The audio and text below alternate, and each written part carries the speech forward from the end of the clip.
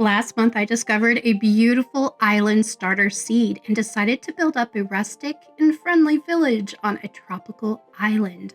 During the first episode, I terraformed the island, journeyed out and explored the world around me, set up a bunch of villagers for trading, and built the first hut on the island. I had plenty of name tags from mine shafts and exploration, so I decided to use them on my pets. First, I name tagged my cats Walnut and Papaya. I asked you guys to name my birds, and thanks to the comments, they will now be known as Sonic and Tails. Thank you to Connor and Liam for their names. After taking care of a few chores around the base, I packed my inventory for a long adventure and set out in search of a few very specific items. I was very surprised when the first thing I found was a desert temple. I don't know why it didn't occur to me because the entire area around my island base is desert and badlands and warm areas, but it was still a surprise. I set down a bed so I could set my spawn, and I went right in to find the treasure at the bottom of one of these temples, which can sometimes be really good and sometimes a disappointment. But I wasn't expecting the temple at all, so it was already great. As I was lighting up the main room, I found some suspicious sand, and I entirely forgot that this sand was in the temple now, so I didn't have a brush on hand. I don't know what I was thinking. I was fairly prepared for the trip, or at least I thought I was, but I hadn't put a brush in my inventory. I got to the bottom of the desert temple and looked into the chests. They weren't bad. It's actually kind of nice to get a bunch of gold because gold is actually worth more than I used to think it was because you can use it for trading and bartering with piglins in the nether. I was also happy to get a diamond. Those are never bad, so I picked everything up. And even the dynamite at the bottom of these desert temples can be really valuable, particularly when you go searching for netherite. As I climbed back out of the temple, I was thinking it might be worthwhile to go ahead and make myself a brush so that we could go through the suspicious sand that was there. So that's exactly what I did. All that you need for a brush is a stick, super easy to find, a feather, which is pretty easy if you can locate a chicken, and those are fairly easy to find. The hardest part is the copper. I found a water-filled cave nearby and thought it might be easier to get down a little bit lower, a little deeper, so I could look and dig. And I didn't see anything when I was down there, which was a disappointment, so I swam back up. As I swam back up, I passed a piece of copper on the wall, so I immediately spun around and dropped back down in so I could mine out the copper. I only needed one piece. On the way back to the desert temple, I spotted a well in the desert, and I know that these can have okay, am I the only one that has a hard time saying that word? Suspicious sand in them as well. So I stopped there to copper smelted up and made my first brush so I could use it here at the well, which was nice. I always like getting some of the beautiful patterns. After that, I went straight back to the temple and as carefully as I could started going through the sand in an attempt to find some of the really good suspicious versions so that I could dig up more treasure.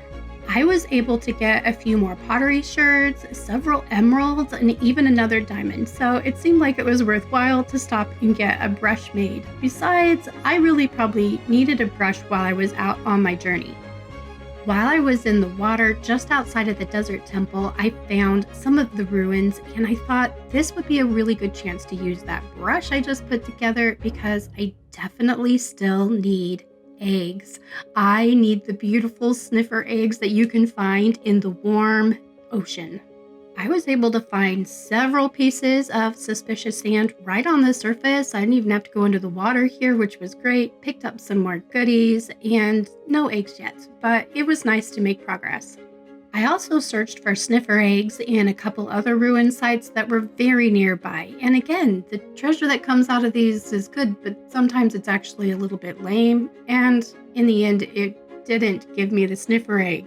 My entire theme, my design, my wish really builds around that beautiful flower that you get from the sniffer. And I just knew I was going to have to find one. I did manage to find a treasure chest map when I was going through the chests and some of the sunken ruins, and it wasn't too far off, so I went ahead and followed it so I could get the treasure from one of these maps. And there are always more treasure in these chests than I remember. I think the sunken treasure mechanism in the game is so fun. I even love the archaeology mechanisms that they've put in place in some more recent updates, and I hope that they continue to add more of that type of thing. It makes exploring in the world even more fun. My world seems to be just entirely covered mostly in warm weather, but I did manage to find a spruce forest. This was the very first that I found in the entire world. I did get the wood last time from a singular tree out in the middle of nowhere, but actually a forest of this beautiful wood.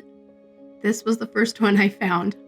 I came across several ruined portals when I was out exploring the world, and I always feel really excited to find these. Anytime you find a structure in the world, it seems a little bit special. I'm curious, do you guys like these portals or not? I don't think the treasure is ever very glamorous, but they're kind of interesting. I think I've decided I like them. My next discovery came in the form of beautiful purple flowers. I don't really think I use any of these flowers on the island when I'm decorating it, but they're my favorite flower in the game, so I stocked up. I passed a nearby village. In fact, I think this is the second village as I was wandering around, and the villages didn't have a lot for me. I would pop my head into every single building to see if there was a chest to search for items, but mostly these were empty. The real benefit of the villages comes in finding hay bales. Hay bales are such a good source of wheat, and the wheat is good for trading as well as breeding up animals. So I was really excited to get all of the hay bales I could find in every village I came to. I had been journeying for a couple hours at this point, and so I finally found some cool biomes, and right at the top of a hill, as you could see the ice spike biome behind it, was a cherry blossom forest. This was actually my first cherry blossom forest that I found while I was exploring around my world, and I was particularly excited to find it. I already had the wood from a trader, but I wanted those beautiful flowers. It actually became more beneficial when there was a deep cavern right below the cherry blossom, tiny forest, and it had the dripstone, and it was really easy to crawl in here and get the dripstone. I didn't know it at the time, but I decided to use the dripstone in one of the main pallets I used back on the island, so I'm really glad I took the time to stop and really harvest several stacks of it while I was here and while it was easy. I had been out journeying in my world for a really long time, a couple hours, maybe 3 at this point, but I still kept going even further from spawn because I hadn't found a couple of the things that were most important to me and to the design I had in mind.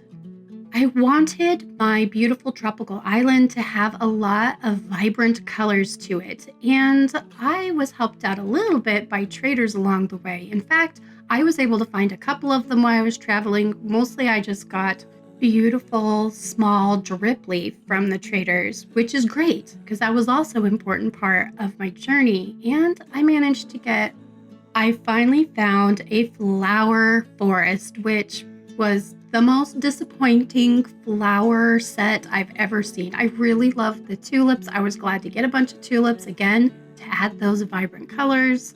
I also feel like flowers are a really important part of a tropical landscape, but this entire area just had this tiny little collection of flowers, and then that was it.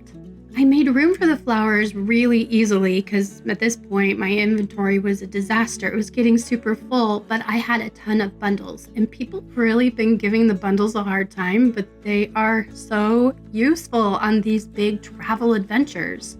After sorting out the flowers and my inventory, I looked about and literally couldn't find any more. It was just this tiny little patch of tulips. I'm grateful for them. They're definitely going to help on the island, but teeny tiny.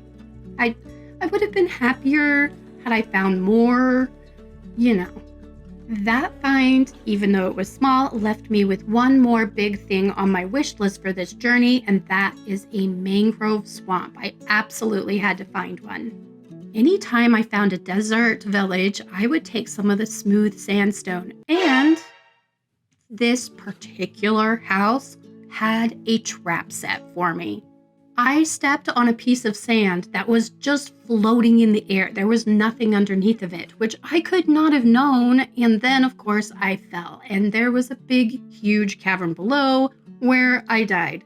Floating pieces of sand are definitively considered bad luck, but at the same time, I had just clicked on one of the beds in the village in just one of the other huts nearby and had no distance to go to find my stuff, which is incredible luck.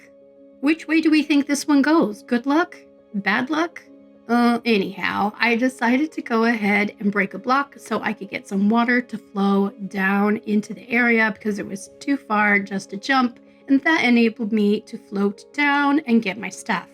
I didn't lose anything, which was nice, and it just took a little while to put all of my inventory back into my pocket the way that is organized and makes me happy, so it was more of an annoying side quest. Still, if I'd been playing hardcore or if I hadn't clicked on a bed anytime soon, this would have been a completely different story. Feeling very relieved, I picked up all the hay bales from this village that I was in and continued on my path to find a mangrove forest. It was a large desert, and I felt like I might be dying of thirst. And then, in the distance, the beautiful mangrove trees. Mangrove swamps are good for a lot of amazing resources. Lily pads, for example, I just sort of took my boat and ran over the top of them to pick up a bunch of lily pads, and I love putting these in my water elements. I came around the corner so I could jump into another part of the mangrove forest and saw something over the corner of my eye. I thought I saw another desert temple, but I wasn't sure, so I went off randomly on the most absurd little squirrel direction as you could possibly go, but there it was, another desert temple on thousands of blocks away. So I jumped down really quick to go ahead and pick up resources from down here. My pockets were getting really full and I had a lot of mangrove things still, so I made my final choices and popped back over to continue on what I was doing originally. I harvested up as much mud as I thought I could manage to take home with me in my pockets. I also harvested up the roots, which are very cool, but then I didn't take them with me because I needed room for other things and I can always grow these back home. What I couldn't make back home is the beautiful muddy mangrove roots, and so I did spend a lot of time going to the base of all the trees and mining down so I could bring a few stacks of this beautiful block home with me. After adding the mangrove propagules to my pocket and putting as much in there as I felt like I could manage, I even had to hold my bed in one of my hands and the pickaxe in another hand because my pockets were just that full, and that's with the bundles. With super full brimming pockets and having found everything that I meant to find when I was out journeying, I went ahead and took a straight path back home to my base. I'd had enough journeying, at least for the time being, so it was time to settle in to my base, to some different tasks, and make progress on other goals. The first step, of course, was to empty my pockets from everything I had into the chests in my organization system so that I could see all the treasures that I'd come back with.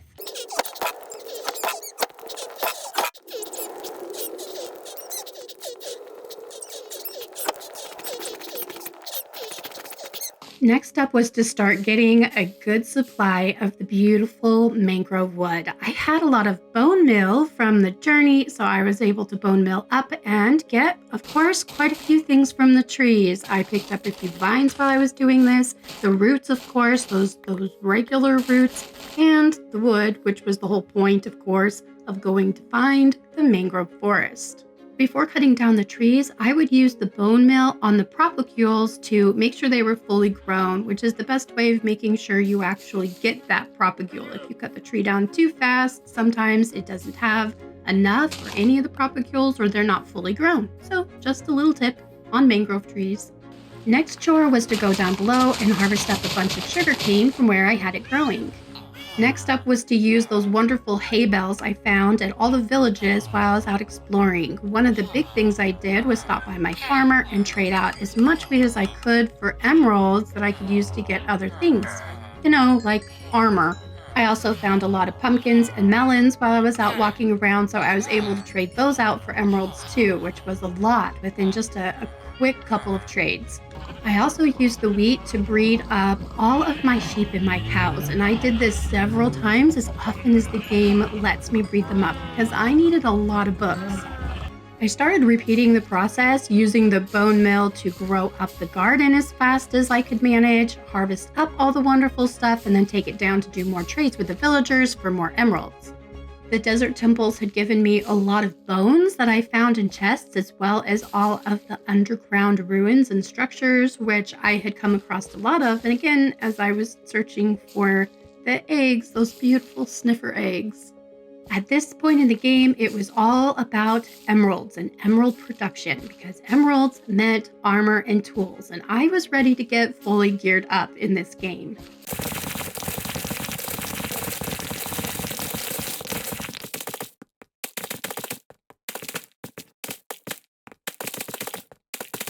Gearing up when you have villagers means lots of trading and the unfortunate task of rolling for trades. To begin with, I needed to get mending on one of these librarian villagers.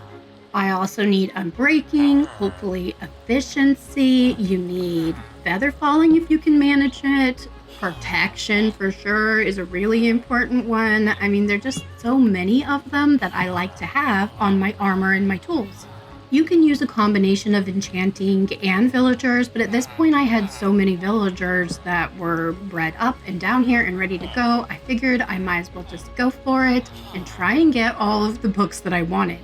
I put on a good show and spent about an hour rolling villagers before I realized I should probably change things up a little bit to make it easier for myself. So in particular, it would be really nice to have more books. More books meant more area to grow out the sugarcane, and I needed more room for villagers. So I did two things at once. I took the sugarcane out from down here where it was convenient for sure, but it gave me more room to breed up even more villagers. More villagers would mean more room for farmers and other types of villagers for trading. Hopefully I could get emeralds up faster, and then with more emeralds I could evolve the villagers, level them up so I could get what I was looking for at a faster rate. I moved the sugarcane to the beach where it would be ugly but more productive. I had a pretty good sized watermelon patch, and that was giving me a lot to trade in with the farmer villagers in my quest for more emeralds. And I loved that, but I decided I needed even more room to farm, more room than I would end up keeping on the island. Just what I needed for now as I was trying to get all the villagers upgraded. I try to do most of my recording when it's daytime and it's not raining, but it actually rains a lot in my world. And let's face it, it's night for half of the time. So I decided to put this clip in where it's just me building more farms. I'm working at night in the rain, and I haven't slept in so many days that the phantoms start to attack me, and I have to take care of them before I can get back to all the work of building up extra farms to trade with the villagers. Sometimes Minecraft is just a true grind, which I really love about it. I actually do love a really good grindy game. I'll probably need this phantom membrane for potions in the future anyhow, so I didn't worry about it too much. As part of my villager grinding process, I also decided to go ahead and take the villagers who had been wandering about my basement however they wanted to, and to block them into little homes. This is infinitely frustrating, but actually pretty worth it once you get all the villagers set so they're right where you need them to be to come back and make progress. It's completely unnecessary to put beds in each of the places, but I decided I was going to add beds anyhow, and I bred them up even further, and then I was able to break the beds to help move the villagers into the spots that I wanted. This whole time I was working to organize the villagers, I was also stopping periodically to go over to the other island. There's two big islands that I'm working on, one big main island for the village, and the second one, which I'll talk about in episode 3. Over for now, I had all of my animals: sheep, cows, pigs, chickens, and I definitely needed to breed up the cows as often as I could because I was trying to get more books so I could level up villagers and get enchanting and all the different things to get the villagers where I want them to go. I also wanted to make sure that I was shearing the sheep so I could get wool in different colors. I hadn't decided what I was going to do to build up all the little huts yet, and I felt like I was going to need a lot of wool, even though I didn't end up using a ton in the end. At this point in time, I thought I needed a bunch. It was finally time to start adding a little bit more decoration, building, and aesthetics to the front of this hut that I've been working on, and I started putting together a palette for the path that I wanted in front. I decided to use a combination of rooted dirt, coarse dirt, and packed mud. Eventually, I add the dripstone in as well, but I hadn't done that yet. My goal for the path was to make it look like a worn dirt path. I wanted it to look natural, and so that was kind of what the combination was going for. I also made a really big decision. This oak tree was the very first oak tree on the island. As the starter, I really wanted to save it, but it really doesn't look natural or normal for a tropical island. I made the decision to let it go. I also made the decision that it was time to take all those animals that I had been going all the way over to breed and move them closer to home so it was easier to manage them and maybe put them where they were going to live forever. I decided to put a little bit of a barn, kind of a rustic, jungly barn, next to the hut, right where I go in and out all the time, and to move the animals over into their forever home. I spent a little time playing around with some different color combinations, figuring out how I wanted the village to look. I knew I wanted this beautiful little covered barn area, but I didn't want it to look too much like a farm barn. By giving it a thatched roof, keeping it a really open space, and by kind of adding in some color, I think I managed to put together a really good shelter for the cows that didn't look like it didn't fit on the island theme. I put together a combination of mud, rooted mud, and even a little bit of cobblestone deep slate because I just really liked the way that the colors worked together to be the base where the animals were going to live. My next step was to connect the path over from the hut I already put together to where I'm going to put the animals. I figure at least as I'm adding things in, I should at least connect them. Connecting builds with paths is a really good way of making the world feel cohesive and is definitely something I always strive to do, no matter what type of build or what type of world I'm working in. I continued getting the area ready for the animals by adding a little greenery, just some bushes around the stables, and then by taking some bone meal and building up lots of extra grass and putting in a few extra flowers. The next step was to bring the cows on over. Not all of them, just a few to kind of get the herd growing again. I still needed a lot of leather, so the rest of the cows, well, they met a different fate.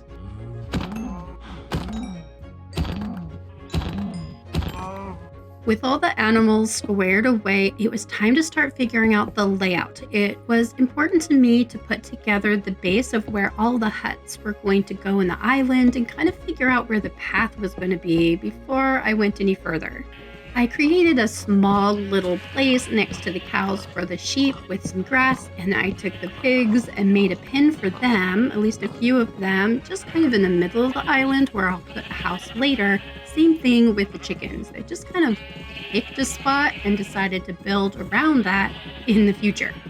The first step was a little bit of a house instead of a hut that I wanted to build just at the base of the path, and I wanted it to incorporate the entrance to my mine below because I kind of have a stairway that goes down when I do all of my strip mining. A lot of things were coming together here at my base, but before I could start building, there were a few supplies that I still needed. So I went ahead and dropped down into my mine so that I could dig up a few resources.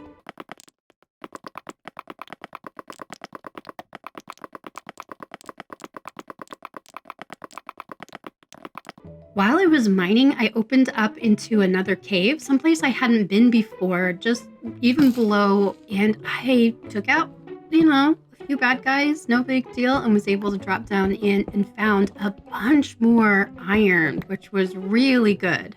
I've needed to mine up iron blocks because in my inventory, I don't have the benefit of an iron farm with the villagers. I know I'm using villagers, but I actually don't have a farm for them.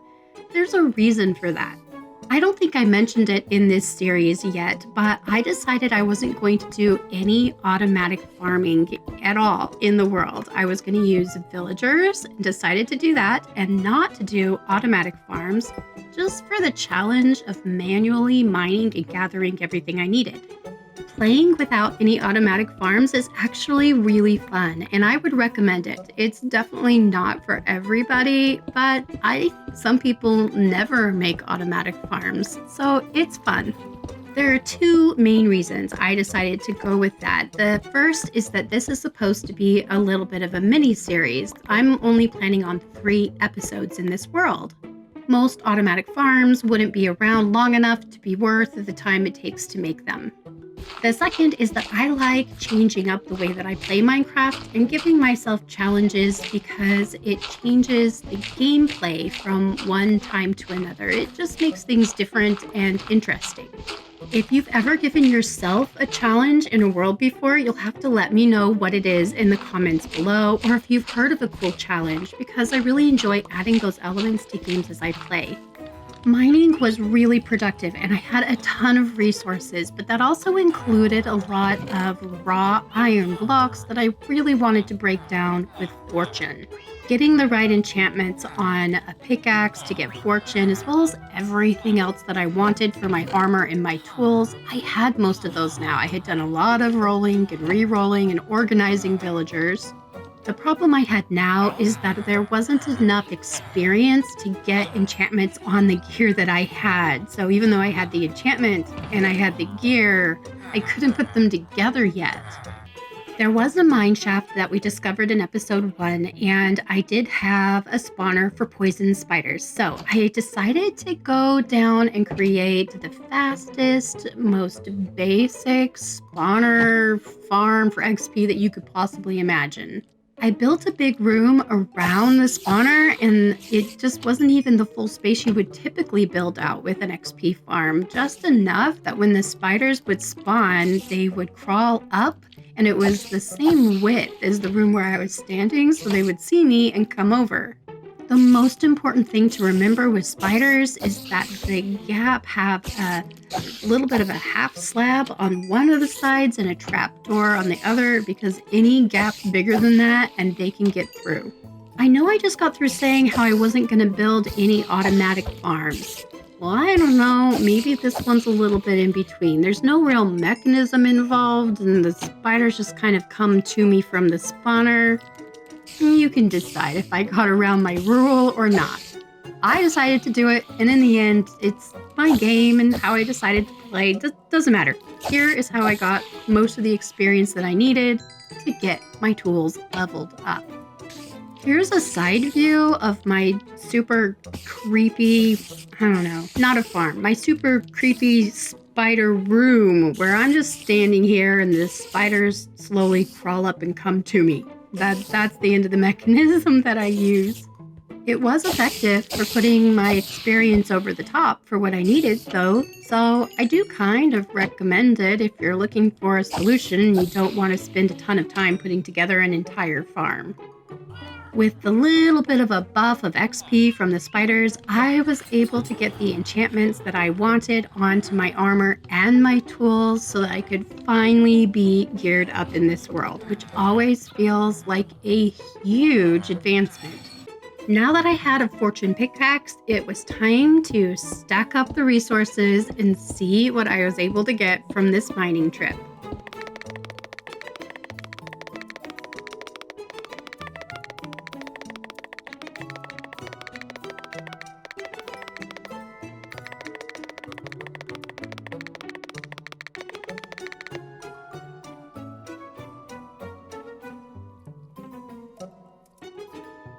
Now that I was all geared up, it was time for the most important mission of the game yet, and that was the inevitable search for a sniffer egg.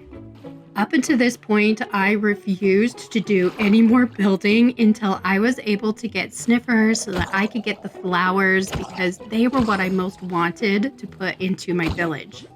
The thing is, my island, my 2 islands where my base is in the middle, literally, of an epic warm ocean. No, it's not a warm ocean, it's a hot ocean, full of coral beds everywhere. These coral reefs are beautiful and I love them, but it also meant that finding a sniffer egg should be pretty easy. And yet, I had used a brush to dig up so much suspicious sand already, very near where I'm based. I had tried so many times to find what I was looking for, and the only thing that was holding me back from a couple locations is that I'd run into a couple of trident throwing drowns, which were much too strong for me. At this point, they weren't too strong at all. I was fully geared up. My diamond gear and everything was completely enchanted, and a little bit of a trident wasn't going to be a problem for me at all anymore, so I was off. Before leaving on the journey to get the sniffer egg, I had stocked up on everything I could possibly think of to go on the longest journey yet in the game because it had already been so hard to find one egg, and I really wanted two. For my heavily prepared trip, I went off in a different direction than I'd been going as I was journeying in the world and started digging up all the sand that I could find. To my surprise, I'd only been out for maybe 15 minutes before I discovered my first epic sniffer egg. I was so excited. I raided a sunken ship and was able to pick up some good resources there, and then went to the very next set of underwater ruins, and to my surprise, Wow! just like that, I had my second egg, and I hadn't even been out for a half hour, which was way less time than I was expecting. I had barely done any building on the island at this point, and I already loved the way it looked as I drove my boat back and got ready to put these sniffers down. I just dropped in a little bit of moss because the sniffer eggs actually hatch quicker if you put them on moss. The eggs are big and brilliant and beautiful and take forever to hatch and even longer for the sniffers to grow, so it seemed like a really good time to get down to some building.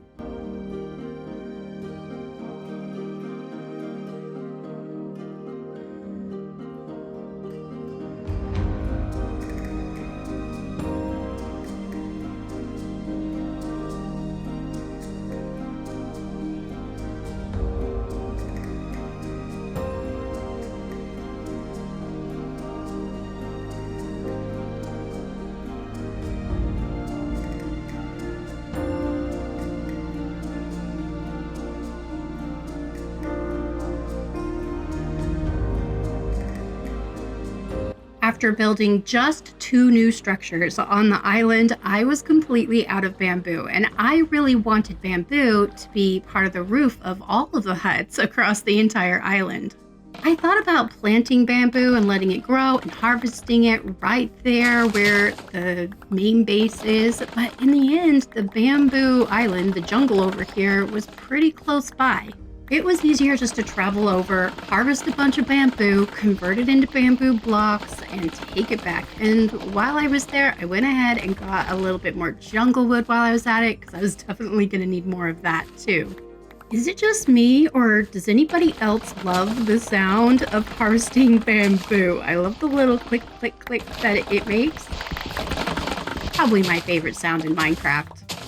I also made up some shears while I was over in the jungle because I needed to harvest a bunch of jungle leaves. The jungle leaves are the main leaf that I'm using for all the palm trees on the island, and certainly for the jungle trees, the ones that I do just myself. The jungle is also a great place for oak leaves because they just sit on the ground in these little bushes everywhere, and a little extra grass is fine. So I just kind of took the shears and went crazy nuts everywhere. I moved far enough into the jungle harvesting things that I came upon a jungle temple, which was crazy. I had been through this jungle so many times. I can't believe that I missed the jungle temple on all the other passes. But let's face it, they're kind of odd structures and they don't really have a lot in them. It's actually kind of sad because I think jungle temples could be pretty phenomenal structures if they had just maybe a little more attention given to them.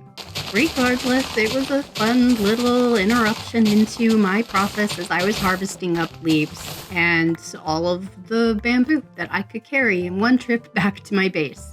I went around the corner of the beach and found turtles. Now, I'd seen turtles a couple other times in the world while I was out exploring, but it dawned on me at this particular moment in time that the turtles would be an amazing way to add life to a tropical island. After harvesting up some seaweed really quickly, I was able to breed the turtles and get them to do eggs here right on the beach. I had a silk touch pickaxe in my pocket, so that was super easy to harvest up the eggs so that I could get several of them to take home. The cool thing about turtles is that wherever they hatch, that's the beach that they will tend to stay on. So all you have to do is use Silk Touch to pick up some eggs. You can take them back to wherever it is that you would like, and then you can have really nice, friendly turtles always kind of hanging out at your beach. Both my inventory and the inventory in the chest in my boat were completely full of bamboo and leaves and turtle eggs and things that I found while I was out and about, and it was time to head home again.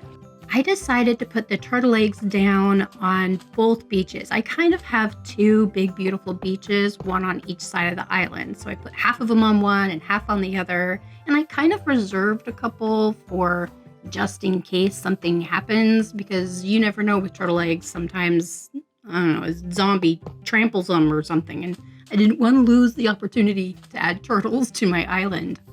I'd been following my sniffers around on the island, collecting up the two different flowers whenever they found the seeds. The sniffers are so fun. I think they're the neatest addition to the game as far as updates that I've actually seen myself in the years that I've been playing. And I really like the way they kind of sniff around and find flowers, but I need them to not go quite so far away from home. So I decided to make a pin so I could kind of bring them to a unified space and get the flower seeds more easily. I also bred them up so I would have 3 just to make the flowers a little bit more quickly, but also just in case something happened to one of them, I'd still have 2. The torch flowers are exactly what I wanted to make this island look tropical. I wanted to stay close by so that the turtle eggs would be able to grow and hatch, and also so that I could pick up all the seeds from the sniffers on a regular basis. So I started pulling the path down towards the beach and then started working on a really good dock area. Turtle eggs can take a really long time to hatch, and they only hatch at nighttime and they move their way to the water afterwards. So I wanted to be down so I could see them hatch if I was able to catch that, and I was staying up at night so that they would be able to hatch at night when the time came.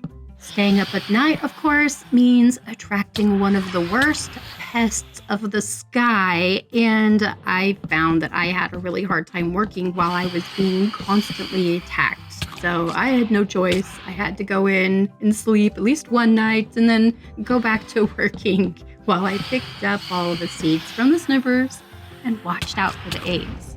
I was harvesting up the potatoes because I've continued to trade with the villagers, and I heard, that sound, a little sound. And I found the pale oak saplings on a wandering trader. This was the very last type of wood that I needed, so I was really excited to have it.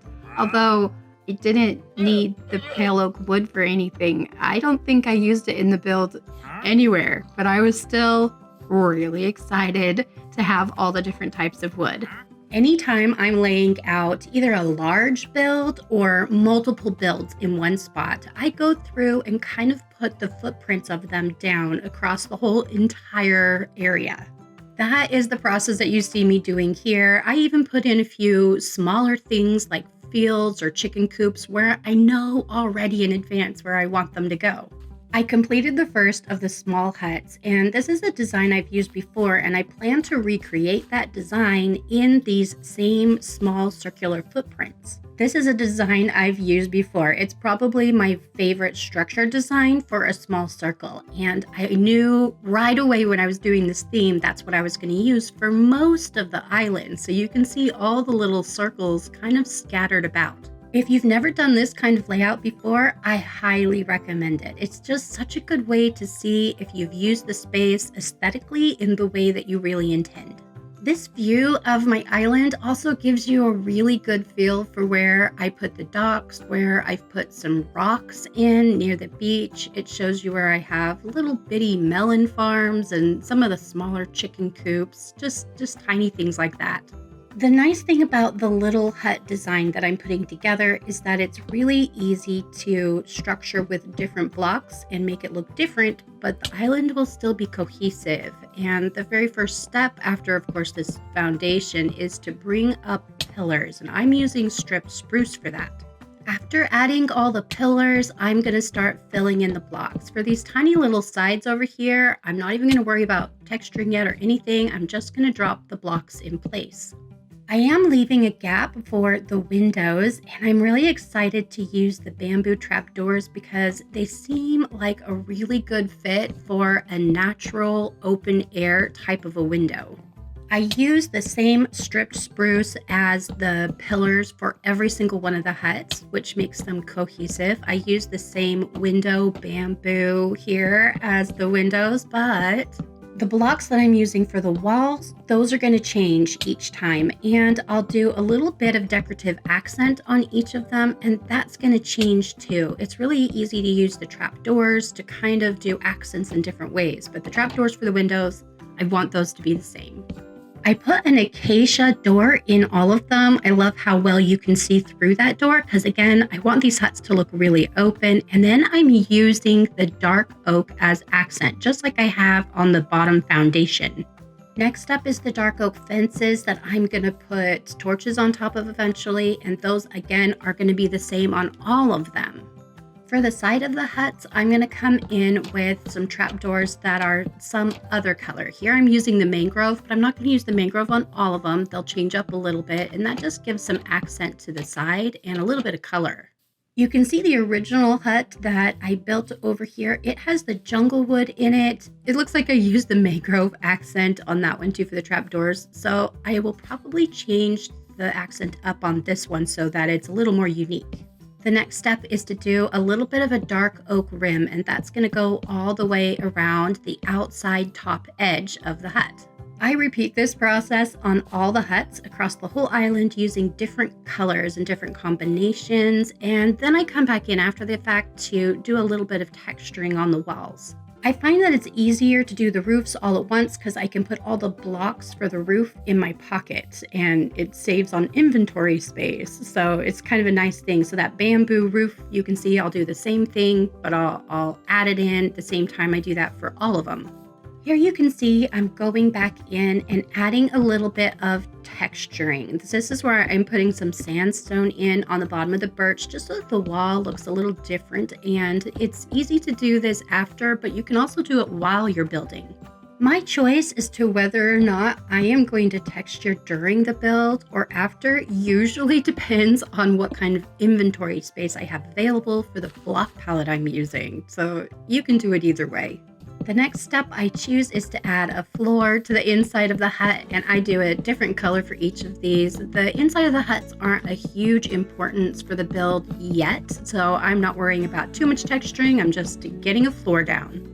This is when I change out the trapdoors so that they have a different color because I don't want them to match the other one that's so close by, although I do use the mangrove trapdoors on other styles and other designs. I just want to make sure I'm changing them up across the island so the huts all look a little bit different from each other. Circle roofs can be so tricky. In fact, they still aggravate me from time to time, but I find that the easiest way to keep them in pace is to bring them up from the four sides first. After that, you can go into each of the quarters and kind of fill them in using the same method each time.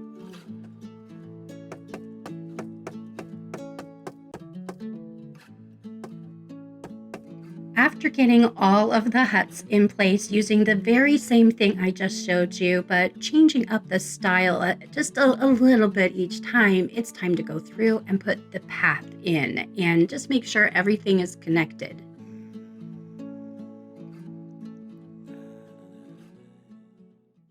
I want this island to look like the villagers live and play outside, right? They do so much of everything in their daily lives on the island together outdoors.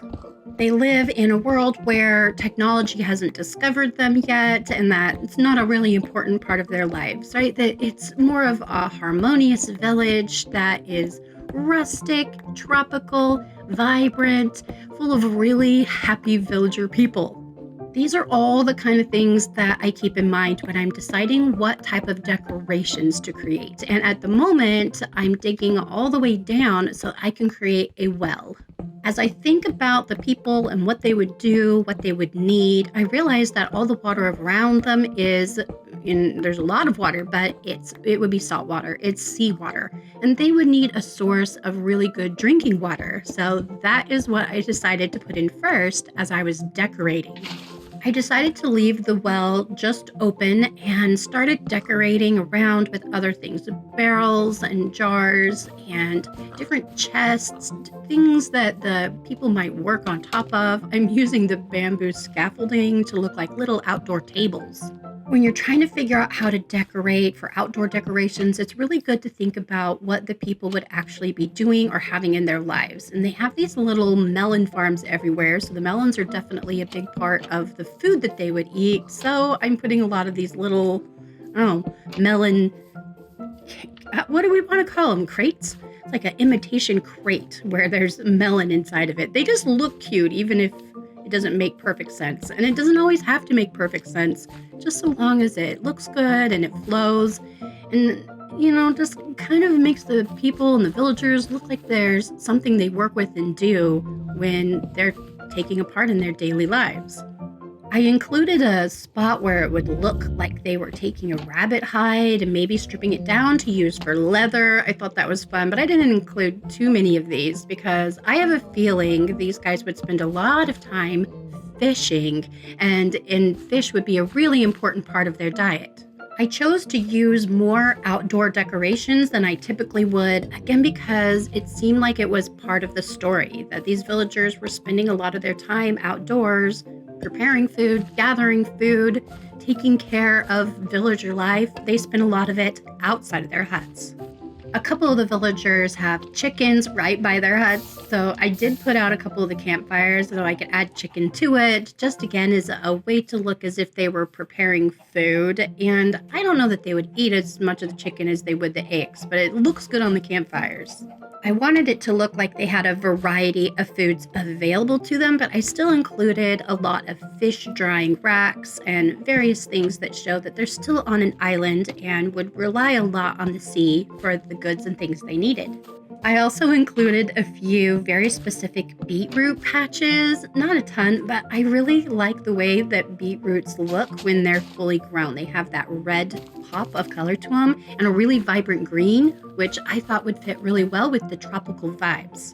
This type of fine detail decorating is so enjoyable. It is really fun to me to just fill my pocket with a lot of random things and find places to just add little bits of detail. And it really brings a build to life a lot when you incorporate these details in.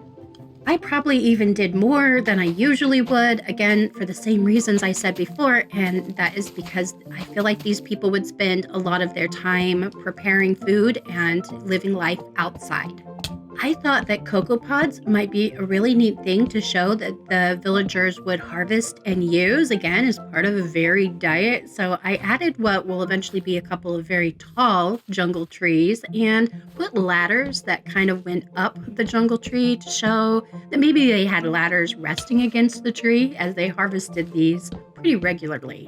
The next step was to start adding greenery to the island, which is always a really fun way you start putting life back in. So I decided to start with the cocoa trees. I put some dirt and then a jungle sapling so that a tree would grow up on top of what I had already started.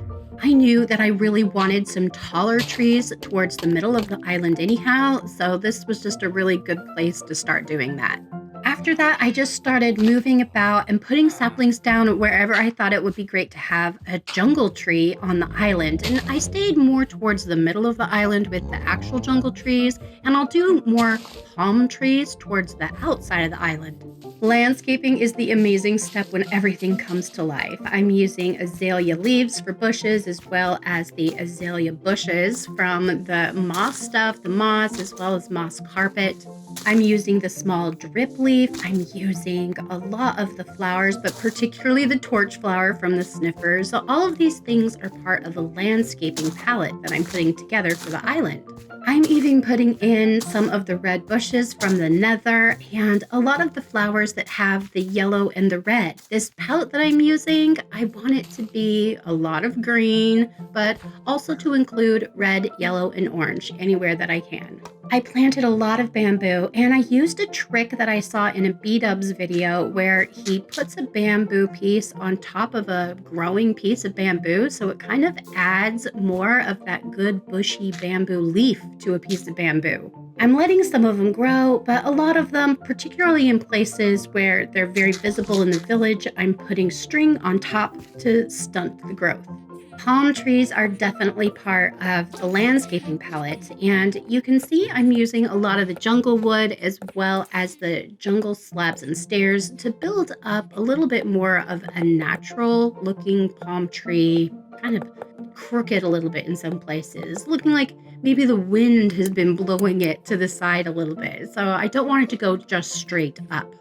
An easy way that I do the palm trees is by taking dirt and going out in 5 different large branches from the center. And you want some of these to be a little higher or lower so that they're not all on the same level, but then you have a foundation to put the leaves on. This allows you to build up both from the middle and the edges to kind of arc the big palm leaves out in the middle and down towards a little bit of a point at the bottom. I'm mixing in a little bit of oak leaves along with the jungle leaves that I'm using here just to give a little bit of variation and texture to the different leaves. And I really do step back before I'm done and look at the leaves and adjust them accordingly. And then I take out all of the dirt. The process allows me to sort of stay up on top and do a lot of this without having to go dirt and leaf one at a time to build the structure. If you've never created custom trees before, palm trees are actually a really good place to start. I find that they're the easiest and they teach you a little bit of how the leaf works as you put it down. The final step is getting all the villagers moved out of their little cubby holes in the basement of my starter house and into the different huts and spaces around the village because I really want to populate it and make it look and feel alive. I tend to move villagers at night because I can move beds and break beds and move them again and to get the villager into the place I want. I wanted some of these villagers in very specific hut spaces, so bread breaking and moving is definitely the best way to do that. But in the end, villagers are still really obnoxious to move. They also create iron golems when they're out. So I was able to take some of them. I made these big holes, dropped the golems down in, and then covered the holes back over again with grass so that you couldn't see them. All in all, I think there are 3 golems hidden on the island now. The first of these 2 islands is now complete, and I am so excited to walk you guys through. As you leave my starter hut that we built in the previous episode, I just want to walk between these big main buildings and the huts and across the path and the docks here and show you what this island looks like from the villager perspective. Now that all the trees are grown and everything is lush and beautiful and the flowers from the sniffers are just everywhere, you can see how much those little details come together and really bring the village to life.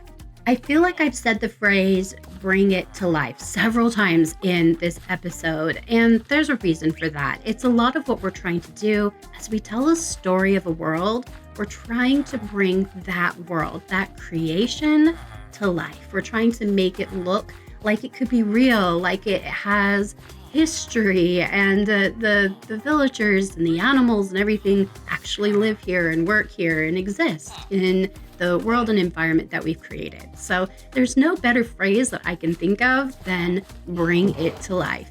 I'm so happy with the way that it turned out. It even exceeded what I was imagining in my mind. And all the villagers, now that they're a part of the actual village, they can still be used for trading and various different things. And that's important because in this little mini series, we have one more thing to do, a third and final episode as we take care of the island on the other side.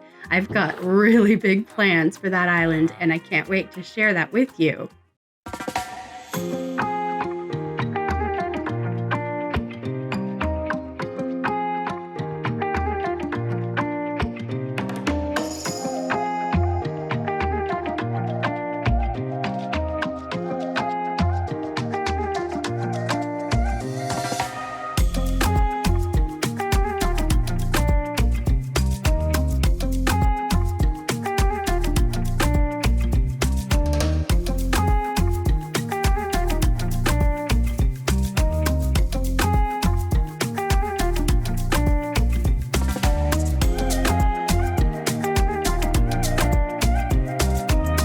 Thank you so much for watching this episode. If you've made it this far, please do consider subscribing. I'm trying to grow my brand new little channel, and subscribers really do help, and it's free and easy. Just hit that button.